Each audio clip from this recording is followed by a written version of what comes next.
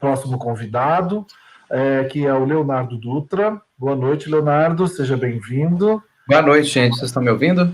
Estamos te ouvindo. Estamos sim. Então, você vai ter agora, então, uns 10 minutos para fazer a sua apresentação. A gente vai estar te acompanhando. Quando estiver perto desse tempo, daí a Jane e o Leonardo voltam para interagir com você, tá bom? Muito obrigado. Se você puder, então, se apresentar, dizer de onde fala, sua pesquisa. Bem, eu falo de Minas Gerais, eu sou doutorando em cinema na Escola de Belas Artes, da UFMG. A gente tem uma linha de cinema no doutorado em artes, e pela orientação do Maurício Gino, a gente está conseguindo trazer a animação para o estrito senso, no mestrado, no doutorado. Meu mestrado foi em design, eu lecionei durante 16 anos na Escola de Design da UENC, e eu fico muito feliz de estar fazendo contato com vocês do Sul, porque assim que saiu o currículo em design de animação, né, por ocasião do Reúne, em meados da primeira década desse novo século, milênio, a gente percebeu que foram as instituições do Sul que inauguraram esse currículo Federal de Santa Catarina, e a gente ainda não conseguiu ter essa habilitação nos nossos contextos de design em Minas Gerais. Mas temos o curso de graduação mais antigo, né, que é o curso da Escola de Belas Artes. Então, eu fico muito satisfeito de reencontrar esse contexto do design, o contexto onde eu lecionei durante 10 anos. Eu fiquei muito tocado pela iniciativa da Bárbara, porque foi isso que eu fiz lá. Quando eu cheguei na UENG em 2011, eu fui atrás de equipamento de usinagem para começar a usinar esqueleto, porque era meu sonho de criança. O equipamento estava quebrado, ele veio a ser trocado quando a gente lançou o nosso estrito senso. Eu fui da segunda turma do mestrado, e meu mestrado foi em fabricação de esqueleto para stop motion, desenvolver o protótipo. Depois quero disponibilizar, porque está difícil de compartilhar, porque o PDF está um pouco pesado, mas acho que eu mandei para a base de dados. Então, é um estudo sobre fabricação de esqueleto. Então, no doutorado, eu tive a oportunidade de fazer contato de novo com a tecnologia de microusinagem, num equipamento que a gente colocou para funcionar na Escola de Belas Artes, da UFMG, no laboratório de tridimensionalidade. Então, uma parceria muito bacana entre a animação e a escultura lá. E aí eu resolvi encarar a questão da cabeça, da animação facial. E a gente partiu para um recorte bem específico, agora já vou deflagrar a apresentação aqui, a gente começa a entender que recorte é esse, gente, se vocês quiserem compartilhar a minha tela. Então, hoje a gente vai ver a experiência desse artista, artífice, craftsman específico, que é o Jim Randall, que é um americano, que desenvolveu um sistema muito interessante para animação facial, e que ficou muito conhecido nas redes sociais, assim, muitas pessoas há um bom tempo já, porque o filme para o qual ele desenvolveu o sistema foi inaugurado, foi lançado agora em Annecy, mas ele está desenvolvendo esse personagem desde 2014, então no Facebook, no Instagram, todo mundo conhece esse case, mas faltava uma explicação. Então, no meu estudo, na minha avaliação de estado da arte, estado da técnica, o trabalho do Jim e de outros que eu vou mostrar, foi o que eu avaliei como parâmetro para eu desenvolver o meu próprio sistema, que eu estou finalizando, eu defendo o doutorado agora no mês que vem. Então, vou apresentar um pouco o que é isso, assim, o que é essa animação facial miniaturizada, tá? Então, só para a gente se divertir um pouquinho, coloquei na tela aí um pouquinho da animação do personagem, que é o personagem título desse filme, e o seu interior, como ele é. Então,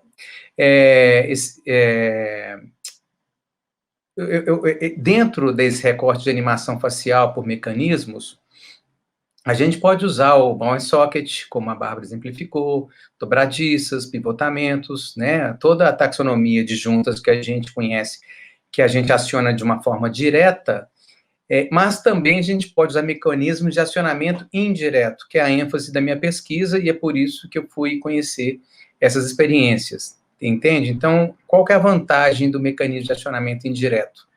É que o animador aciona em algum lugar um movimento e ele se dá em outro ponto. Então, ele não precisa tocar diretamente a face. E aí, quando aconteceu esse primeiro telefilme que está aí na tela, The Fool in the World, vocês estão me ouvindo bem, gente? Eu nem perguntei. Alô, vocês estão me ouvindo?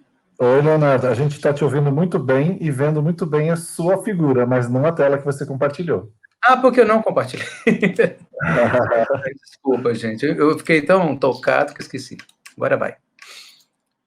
Sharing screen, this is... share screen. Vamos ver se dá certo. Tá compartilhando uma tela que não é a minha. Ah, não, tá, é porque tá em Misenabim, né? Vamos lá. Desculpa, gente. Ação. Então, esse aí é a tela que eu achei que vocês estavam vendo. Agora estão vendo? Tá compartilhado agora, gente? Sim. Alô? Sim. Ah, Sim, beleza. estou vendo bem. Então tá. Então, esse é o trabalho do Jim Randall, que a gente vai avaliar hoje. Mas vamos fazer um breve histórico, já que tem muito tempo, eu sei, me desculpem, mas eu sou o último, então tenho um pouquinho de licença para vocês. Então, esse primeiro telefilme foi feito em 91, por dois grandes artistas, que é o Ian McKinnon e o Peter Saunders, ainda trabalhando na Cosgrove Hall, que é um estúdio especializado em animação infanto-juvenil britânico, da região de Manchester. Então, eles fizeram isso aí, ó.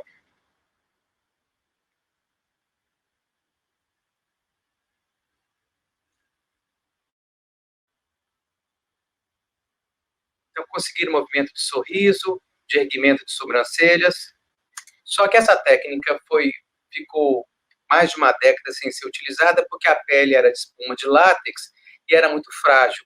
Então, com o advento do silicone catalisado por platina, o Mike Johnson, diretor de A Noiva Cadáver, insistiu com eles que eles retomassem a técnica, e ela foi retomada nesse filme que eu acho que a maioria das pessoas conhece, um longa-metragem de 2006, a partir de uma ideia do Tim Burton, produzido por ele, dirigido pelo Johnson. Então, rapidamente, esse infográfico mostra como é que funciona o mecanismo de sorriso, certo? E de abertura da mandíbula, tá? Que tem um mecanismo de redução. Então, a gente vai voltar aqui mais à frente, quando a gente falar das modalidades de transmissão de movimento. Ou seja, também tem animação de forma direta nos lábios, mas o recorte hoje nosso é animação por meios indiretos. São pouquíssimos filmes, pouquíssimos artistas. Então, outro caso é do Ron Cole, também estadunidense, que lançou um curta-metragem em 2009 como prova de conceito da técnica que ele desenvolveu. Que é um pouco diferente, em vez de serem pontos conectados com a pele por trás, são cabos. São cabos que são conectados com a pele e conseguiu um sistema bem complexo de 16 controles. E o personagem dele tem postura labial, é interessante.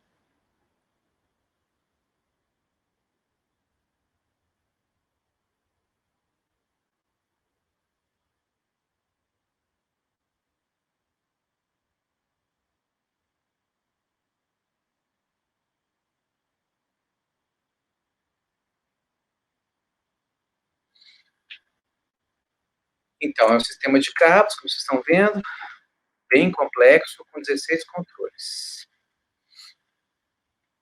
Então, dentro do conjunto de tópicos, a gente vai explicar o que são esses indutores mecânicos de movimento, ou seja, quando o animador insere uma chavezinha dentro da cabeça, em geral na parte posterior, ou aproveitando os orifícios dos ouvidos, o mecanismo mais utilizado é o parafuso de potência. O que ele é?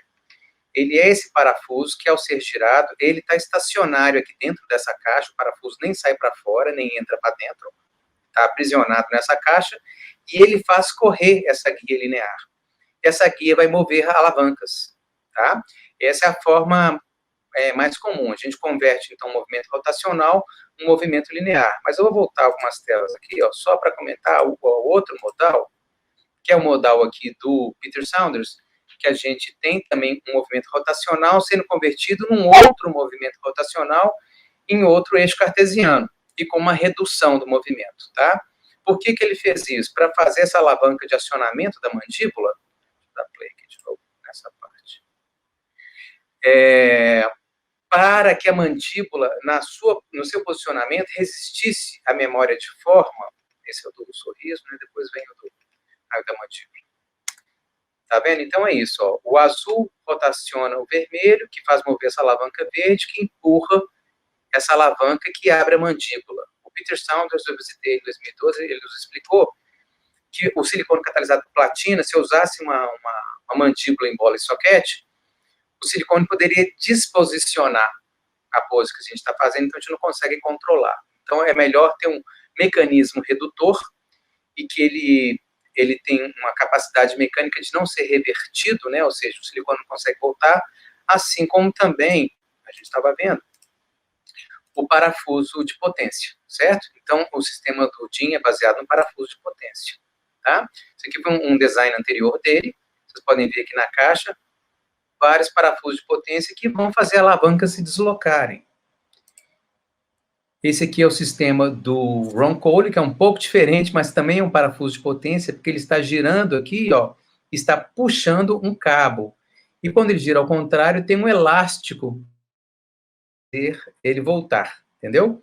Então, é uma forma até mais simples. Eu chamo a atenção da Bárbara, que gosta de olhar para a versão mais acessível, mais factível desses sistemas. Então, é muito interessante o sistema do Ron, mas era por isso e pelo número de controles, ele teve que fazer a caixa externamente. Hoje ele já está desenvolvendo um sistema que aciona internamente, assim como o do Peter Saunders e do Jim Randall. Mas é isso, ainda são parafusos de potência. Então, a questão da transmissão de movimento é que a gente tem alguns modais aí nessa transmissão. A gente chama de báscula, é uma coisa engraçada. A gente conhece o que é uma janela basculante. Se ela é basculante, tem esse verbo no infinitivo, deveria existir esse termo báscula. Então, é quase um neologismo de falar em báscula, que é o parafuso de força. Acho que essa imagem está mais clara. O parafuso de força faz descer uma haste que movimenta uma alavanca. Certo? Então, essa é a forma mais simples, e com ela eu já descrevo para vocês como é que é o movimento das pontas externas das sobrancelhas.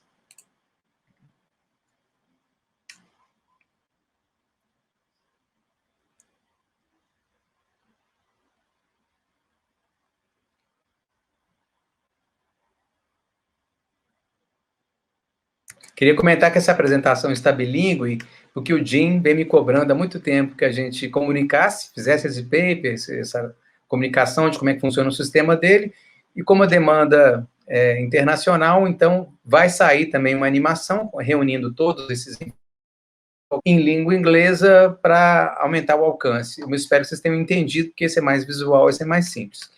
Mas o outro sistema de mecanismos que é muito interessante, que é utilizado no movimento de sorriso e tristeza, e no movimento interno da sobrancelha, ele tem um conceito muito interessante, que o parafuso de potência, ele vai para um lado, vai para o outro, né? Dois sentidos de uma mesma direção, só que para cada lado eles produzem movimentos diferentes, assimétricos. Ele faz isso através de alavancas que encontram restritores diferentes de um lado para o outro. Vamos lá.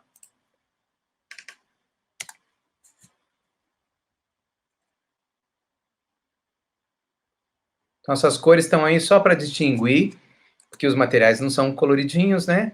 Só para a gente entender a sobreposição das peças. Então, o que acontece? O parafuso de força faz correr essa porca, que vai mover essa ligadura aqui, roxa, que está movimentando essa forma em L invertido. Esse L invertido puxa um outro L invertido, que ele tem esse movimento, que ele está encadeado com essa peça laranja, que tem esse gancho que apoia aqui na peça azul. Tá? Mas de acordo com o movimento. Quando o parafuso sobe, o gancho laranja apoia ali e conduz o movimento para que a peça verde se projete para frente. Mas quando o parafuso desce, tem um restritor aqui, ó, que faz com que a peça verde seja erguida. Então, isso gera esse movimento assimétrico. Deixa eu voltar aqui um pouquinho para a gente ver de novo. Ó. Então, a trajetória do movimento não é uma trajetória linear, nem a amplitude para os dois lados é uma amplitude simétrica. Então, esse é o grande pulo do gato, do Jim, por usar esses restritores. Então, abre para nós um caminho muito interessante de investigação de como estudar, simular e mesmo fabricar esses mecanismos, né, por assimetria, tá?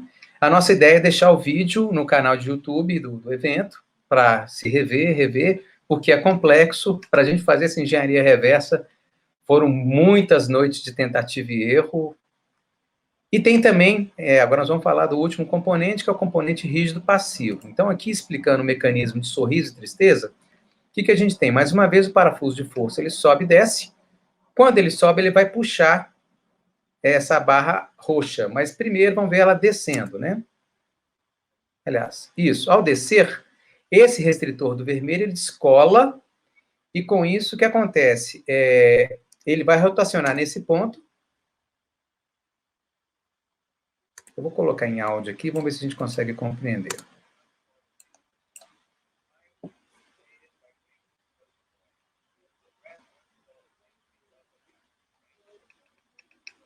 Então, movimento de sorriso é feito com a barra roxa que sobe, ela encontra esse restritor que força a articulação dessa peça verde.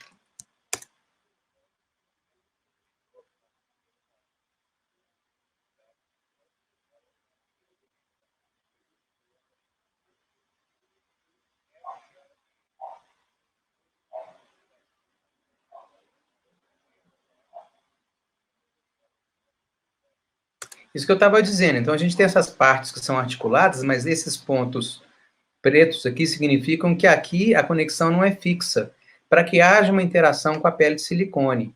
O sorriso desfaz a expressão de tristeza e vice-versa. Então, vamos entender agora o movimento contrário, quando a barra roxa desce e empurra a barra laranja.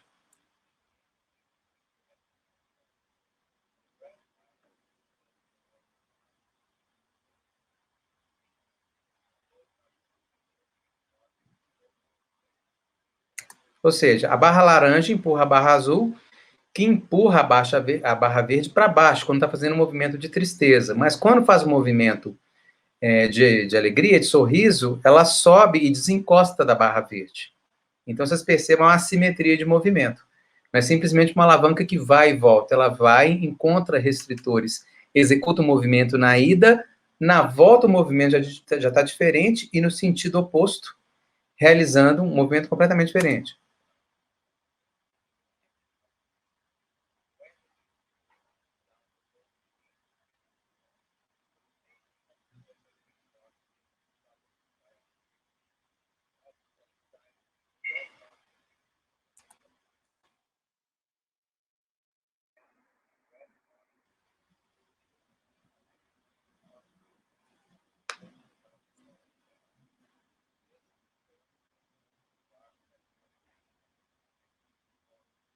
Então, quem não estiver compreendendo o inglês, aqui nessa articulação também tem um pino.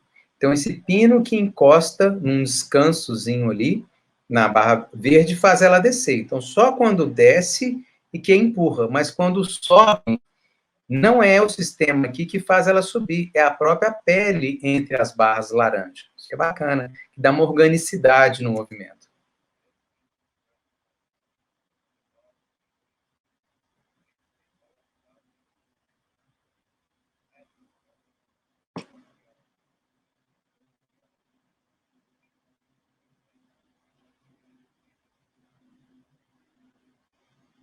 Então, tem também componentes de acionamento direto que são como os componentes que a Bárbara mostrou para o corpo, né? Você os aciona diretamente. O que vocês estão vendo aí, então, ó, esse encaixezinho é para a pele de silicone ficar fixada nessa articulação, que é a articulação,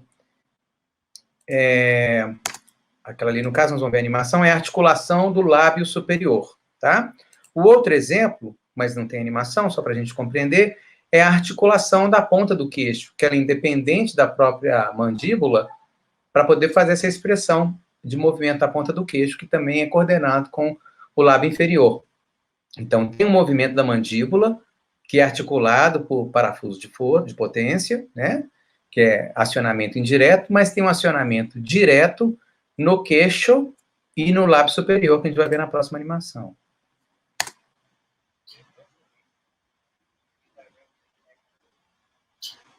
É isso. Então, aqui a gente tem uma comparação. Essas imagens que a gente tem aqui, o Jim produziu, ele fez um planejamento do personagem em computação gráfica, foi modelado, foi impresso, foi feito toda a parte de carne, né? Hoje nós estamos falando só de ossatura, de musculatura, mas toda a parte de pele, de silicone, foi planejada em computação gráfica. Então, ele previu aqui, por deformação, o que poderia acontecer no físico. Então, isso aqui é o nosso diagrama. Essa imagem foi esse planejamento em computação gráfica. Aqui é o personagem realizado, tá? E um pouquinho de movimento de lábio superior, que também tem nesse sorriso que ele faz. e esse mecanismo integrado de sorriso e tristeza, vamos dizer assim.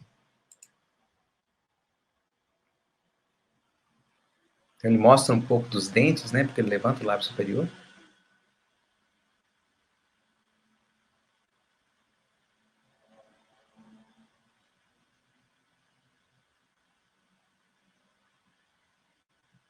É isso, gente. Estamos muito gratos por estar participando e compartilhando essa experiência com vocês.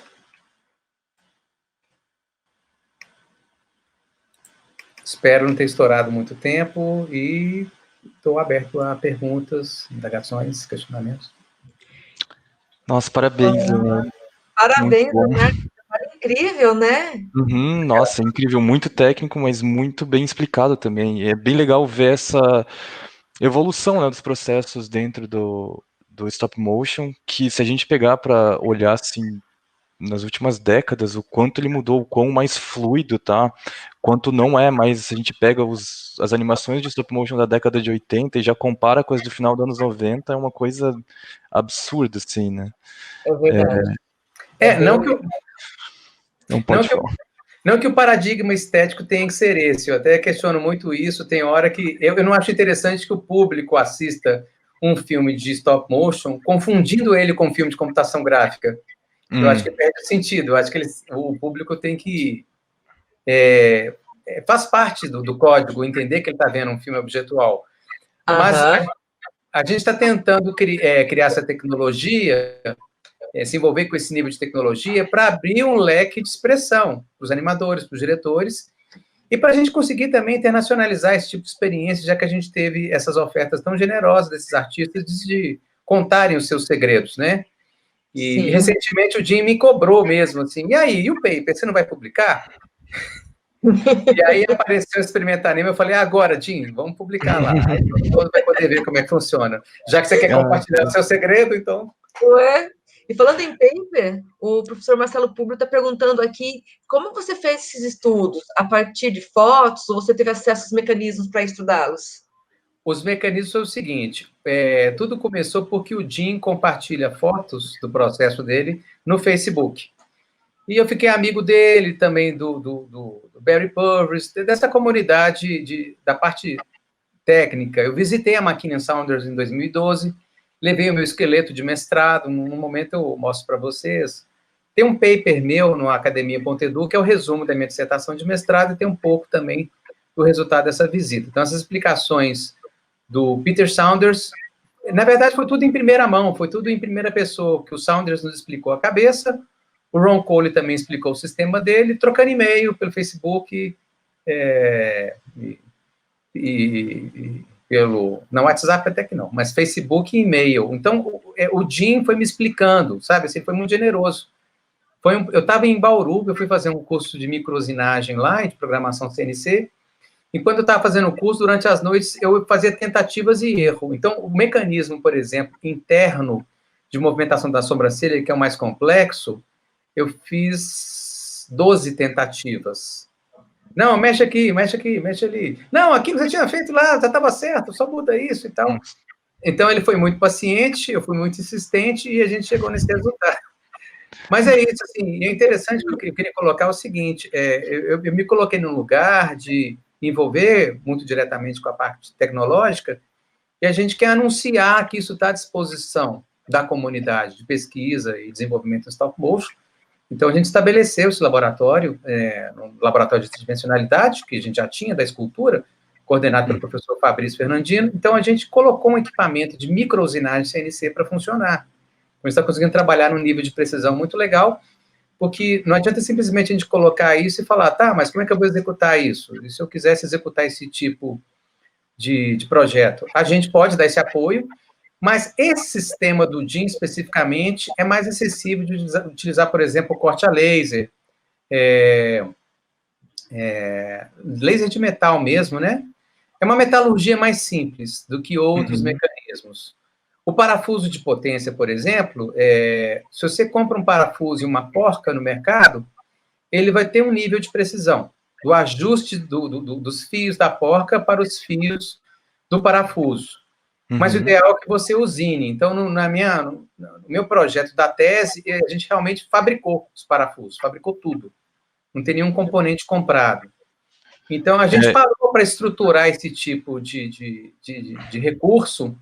O Sávio Leite, que é o nosso curador querido aqui de Minas Gerais, a última vez que eu conversei com ele, ele me cobrou assim, você não quer fazer um filme, não? Desculpa até falando um pouco dessas conversas de bastidores. Falei, não, Sávio, eventualmente nós vamos fazer um filme, tá? Mas agora eu estou tranquilo nesse papel de luthier, de fabricar os instrumentos para que a gente desenvolva a performance, entende, então, que a gente pode almejar, ambicionar outros níveis de performance, que pode ser aplicado a acabamentos estéticos distintos, ou seja, não necessariamente a forma exterior do personagem tem que ser essa que a gente viu nesses exemplos. Então, no meu estudo, eu fiz uma pergunta curiosa para mim mesmo no doutorado, que, assim, se eu fosse um aluno de intercâmbio, porque a gente sempre fica aventando a possibilidade de fazer o sanduíche, né? E aí, eu fiquei pensando, e se eu fosse um aluno de fora fazendo sanduíche em Minas Gerais? E a gente tem também no nosso estrito senso a linha de conservação de bens imóveis, que, é claro, está em diálogo, em contato constante com o barroco mineiro. Então, a gente vê essas formas estrangeiras, mas a gente fica pensando, tá, o que a gente faria? E em Minas Gerais, o que a gente faria em termos de stop motion em conexão com a nossa cultura escultórica? A gente tem o barroco, tem a cerâmica do Vale de Quitinhonha, tem as carrancas do São Francisco. Parece até clichê, mas é um clichê que a gente ainda nem abordou, não. Um dado momento a gente aborda. Sim, mas até agora que você levantou isso, essas práticas, então, de melhoria, como você mesmo falou, que vocês tiveram, às vezes, que plotar ali os seus próprios parafusos mesmo, isso acaba, digamos assim, encarecendo, dificultando um pouco o acesso a essa ferramenta, ou eventualmente acaba barateando isso, assim, como que... Eu vejo da seguinte maneira, eu acho que quando a gente se estruturar como rede, seja acadêmica ou profissional, não necessariamente todo mundo tem que fazer tudo, entende? É uma coisa realmente compartilhar como se faz. Mas, por exemplo, microusinagem abaixo de 3 milímetros, a máquina precisa ter acima de 10.000 RPM. Então, não é qualquer equipamento de usinagem que vai fazer.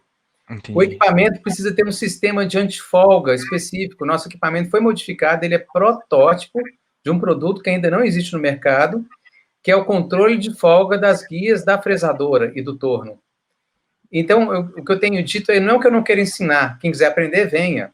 Se eu engatar o pós-doc agora, eu queria fazer mestrado na UFMG para aproveitar a presença do Leonardo no pós-doc e aprender sobre usinagem. Que venham, ótimo, maravilha.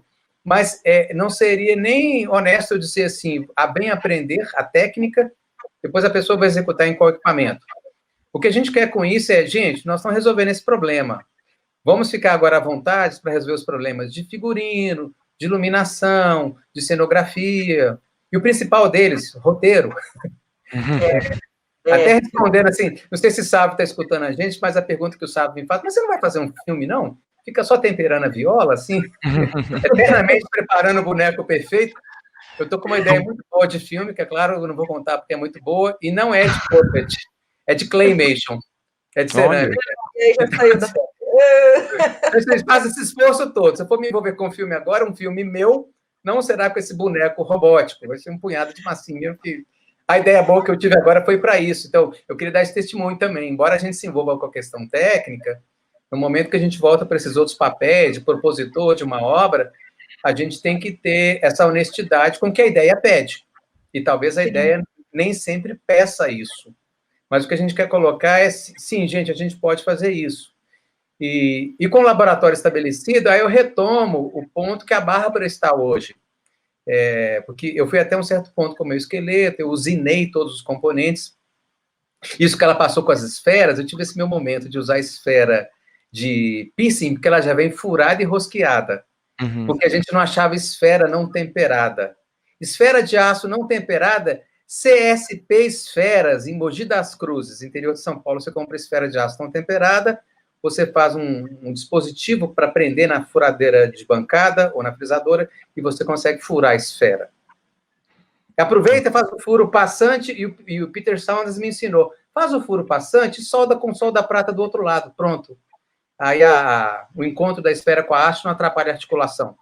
Eu visitei a República Tcheca também, os tchecos me ensinaram a forma tradicional deles, que é não usar ferrosos nos soquetes. As esferas são ferrosas de aço, os soquetes de metais não ferrosos, principalmente bronze fosforoso. Funciona maravilhosamente bem. Então, eu quero continuar trocando informação com vocês sobre isso. Vamos ver se a gente consegue fazer com que a minha pesquisa substancie outras pesquisas. Eu não sei se Maurício está nos ouvindo, que é um orientador de doutorado, mas é isso, a gente tem um orientador do Estrito Senso que está puxando a animação para o Estrito Senso, e se eu conseguir me manter lá no pós-doc, enquanto eu estou lá, o laboratório está funcionando, a gente faz as coisas. Mas é isso, assim, a gente está vivendo esse momento da animação, está sendo aventada como oportuna, porque o cinema de ação ao vivo não pode filmar, então a bronca agora é com a gente, e eu queria fazer um comentário com vocês em relação ao próprio stop motion. O meu xará falou agora há pouco que é isso, todo mundo tem interesse, todo mundo gosta, mas ele exige, é a única técnica não imagética, né? Então ele exige que você tenha uma câmera, exige que você tenha um tripé. O tripé eu chama tripé porque tem 3 pés para você chutar. São 3 chances para você chutar e tirar a câmera de registro. Um tripé nem é o suporte mais adequado para uma câmera stop motion, né? Então, não existe tecnologia própria para o stop motion. A única tecnologia realmente própria para o stop motion é o Dragon Frame. O resto tudo é adaptado. Então, a gente entende a dificuldade das pessoas se envolverem, de um aluno de graduação se envolver, mas o stop motion tem uma vantagem que a gente precisa advocar por ela, que é a vantagem de ser uma técnica locativa. Quando a gente consegue ter acesso a uma verba que é da uma municipalidade ou é do Estado, na animação por imagem, você pode estar contratando gente de outros lugares, você tem uma evasão desse investimento. Mas uma forma da gente convencer as nossas instituições a investir em stop motion é que o animador tem que estar ali, naquele lugar onde o filme se realiza, né? E é isso. A gente quer fazer parte dessa cadeia fornecendo isso aí. Entendi. Não, é ótimo, né? Nada melhor do que trabalhar com uma tecnologia para a gente ter outras tecnologias a partir dessa, né? É preciso conhecer para poder evoluir, não é mesmo? Sim, contem comigo. Perfeito, coisa Contem linda. com a FMG. Nossa, a gente tem várias perguntas aqui. O pessoal foi colocando, a gente ficaria até umas 10 horas hoje falando. Leonardo, a gente vai mandar essas perguntas para você, pode ser? Sim. Como é que você consegue daí responder eles aí, tá? No chat do YouTube, porque esse chat é o nosso dos bastidores, né? Tem o chat do YouTube também, tá lá as perguntas. Ok. Vocês podem encaminhar para o meu e-mail, que eu também respondo uma listinha e devolvo por e-mail. Pode ser. A gente, tendo as respostas, depois a gente consegue publicar tanto no site do evento, quanto eventualmente ali no Instagram para os outros alunos interessados.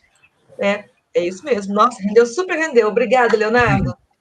Obrigado. Eu que agradeço, gente. Muito obrigado pela oportunidade. É isso aí. Obrigado pela apresentação. Bom, a gente está se encaminhando então agora para o fechamento. Quero agradecer ao professor Leonardo pelas suas contribuições, agradecer novamente ao pessoal que está apoiando na técnica. Eu queria pedir então que a Jane fizesse algumas considerações finais para a gente fazer o encerramento, e aí depois eu dou uns últimos avisos. Obrigado. Com certeza, quero agradecer aqui a presença de todos, quero agradecer aos professores, Ismael, a Elis, Leonardo e toda a equipe técnica. Então, prometo não me estender muito nessas considerações, mas o que eu quero deixar aqui é mais em termos de reflexão. Hoje a gente passou por stop motion, falou também sobre softwares livres, como trabalhar um projeto experimental, né? E não sei se vocês pararam para pensar o quanto fazer animação é um conhecimento interdisciplinar, né? É um conhecimento que abrange tantos outros conhecimentos da mecânica, da física, e que vem a criatividade, ou seja, é preciso dedicação, é preciso amar aquilo realmente que se propõe fazer na animação. É uma técnica que, como a gente acabou de falar aqui, ela está muito em alta, até pelo momento de produção audiovisual mundial, né? Então, todas essas apresentações de hoje nos fez tomar um pouquinho mais de conhecimento, tanto da área do software, como por detrás ali, criando os mecanismos, né? E é isso aí, galera, é investigar para poder aprimorar. Entender como funciona essa mecânica nos possibilita dar o próximo passo para outras técnicas mais avançadas, né? Entender isso também no setor de softwares livres permite com que a gente democratize esse conhecimento, faça com que novos talentos venham a ter acessibilidade, né? Apesar de a gente entender que em muitos lugares ter um computador, uma câmera fotográfica é algo assim, é um status, né? Mas eu acredito muito mesmo que vocês vão dormir hoje com um pouquinho disso em mente. Quem já tem projetos que querem ir para animação, pegue isso aqui, adotem para vocês, para a vida de vocês, tanto profissional quanto acadêmica. E foi sensacional. E amanhã teremos mais, então, dessa programação, tá? Estarei com vocês novamente numa apresentação amanhã à tarde. E, novamente, quero agradecer a presença de vocês aqui. Foi ótimo, gente. Um beijo para vocês. Obrigado, Jane, foi ótima a sua contribuição. Alguns lembretes, então, para a gente encerrar. Amanhã a nossa programação começa às 13h e vai também até quase 21h. A segunda etapa dessa maratona, com uma contribuição muito valiosa de muitas pessoas interessantes, com pesquisas fantásticas, né? Um espaço que tem aberto tanto para alunos de graduação, quanto para alunos de doutorado, quanto professores, quanto artistas. Então é fantástico a gente poder ter esse tempo, esse encontro. Confirmem as suas presenças, porque vai ter certificação para os participantes. Então, se você deixou passar alguma coisa, você pode colocar essas outras informações. Certo, gente? Boa noite, obrigado a todos e nos vemos em breve. Bom descanso, merecido descanso. Boa noite.